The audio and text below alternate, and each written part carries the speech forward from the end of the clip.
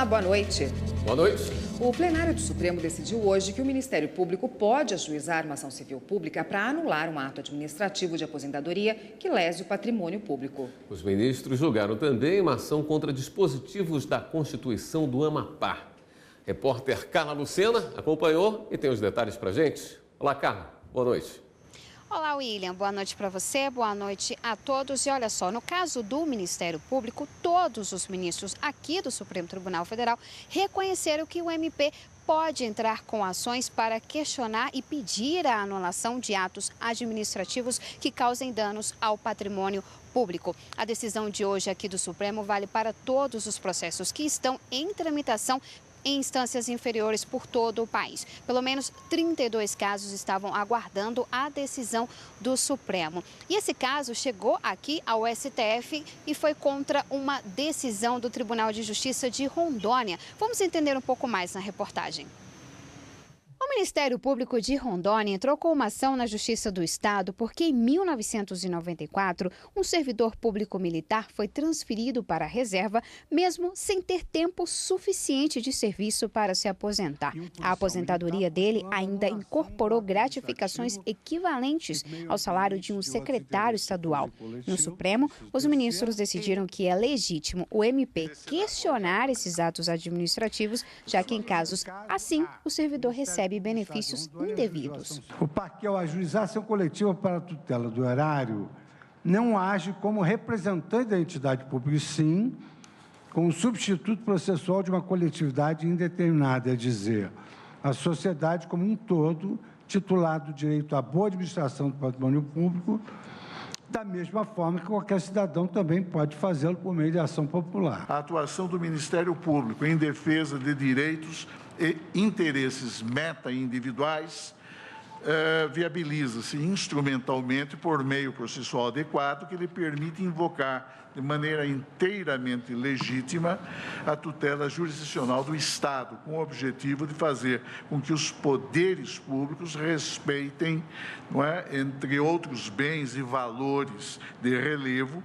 o patrimônio público. O plenário do STF também julgou uma ação contra dispositivos da Constituição do Estado do Amapá. Em um deles, por maioria, os ministros decidiram que pessoas comuns podem apresentar projetos de iniciativa popular para mudar a Constituição estadual por meio de emendas. Aqui está em questão uma certa democratização da participação popular no processo de reforma das regras constitucionais estaduais. A representação popular não é a única forma de atuação, como de fato não é, e, portanto, aqui o Constituinte, como eu disse, como em outras constituições estaduais, atuou exatamente no sentido de possibilitar ao cidadão essa atuação. Os estados, em matéria de direitos fundamentais, podem sim ampliar com relação à Constituição Federal. Não vejo nenhum problema nesse aspecto. Quanto à possibilidade de emenda popular ser ampliada pela Constituição estadual para emendas à sua própria Constituição estadual, eu vou pedir ver ao ministro Alexandre de Moraes e aos que o acompanharam para, neste ponto, julgar improcedente, ou seja, constitucional, o dispositivo da mesma forma que o ministro Luiz Edson Fachin. Em outro ponto da Constituição do Estado, os ministros decidiram que é constitucional a criação da Procuradoria da Assembleia Legislativa. Ela deve atuar apenas em defesa dos interesses da instituição. E a consultora jurídica da TV Justiça, Karina Zucolotto, está aqui. Tem outros detalhes da sessão de hoje para a gente. Boa noite, Karina. Boa noite, Érica. Oi, Karina, boa noite. Olá, William. Na segunda parte da sessão, pelo menos 3 leis estaduais foram julgadas inconstitucionais, né? Eu me recordo do estado de São Paulo, Tocantins, Paraíba. Exatamente. Além de vários outros julgamentos também que aconteceram, porque o ministro Dias Toffoli, ele tem dado uma dinâmica nas sessões plenárias e chamando algumas listas, às vezes no início da sessão ou às vezes logo depois do intervalo. E foi justamente nesse chamamento de listas dos ministros que essas 3 ações diretas de inconstitucionalidade acabaram sendo julgadas procedentes. No âmbito do Estado de São Paulo, uma lei de 2014 foi considerada inconstitucional porque ela determinava que as empresas que entregassem medicamentos e insumos farmacêuticos tinha obrigatoriedade, de acordo com essa lei, de contratar um farmacêutico para acompanhar essa entrega. E os ministros entenderam que na proteção e defesa da saúde já havia uma lei federal regulamentando a matéria, na verdade, atribuindo competência para a Anvisa regulamentar sobre o transporte de medicamentos e insumos, e que aí o Estado não poderia legislar sobre essa matéria, já que existia uma lei federal. E nesse sentido, então, declarou inconstitucional a lei do Estado de São Paulo.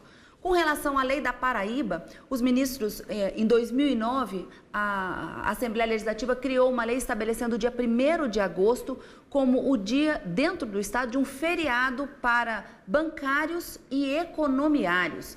O ministro Alexandre de Moraes, que foi o relator, coincidentemente, de todas essas ações que foram julgadas, o ministro Alexandre de Moraes entendeu que haveria uma inconstitucionalidade tanto formal como material, porque a pretexto de se tornar um feriado, tratava-se de um dia de folga não remunerado para apenas 2 categorias específicas, o que violaria o princípio da isonomia e também violaria a competência da União para legislar sobre direito do trabalho, inconstitucionalidade formal e inconstitucionalidade material. E, por fim, uma lei do Estado do Tocantins que estabeleceu um programa de adequação ambiental de propriedade e atividade rural e nessa legislação dispensava a necessidade de licença ambiental para atividades envolvendo a pecuária, envolvendo a lavoura e florestas. E os ministros hoje acabaram entendendo que essa licença ambiental é imprescindível, é fundamental e que não poderia ter havido essa dispensa na proteção do meio ambiente. Então, nesse sentido também, acabaram declarando inconstitucional a lei do Estado do Tocantins. Obrigada, Karina, por hoje. Até semana que vem. Até semana que vem.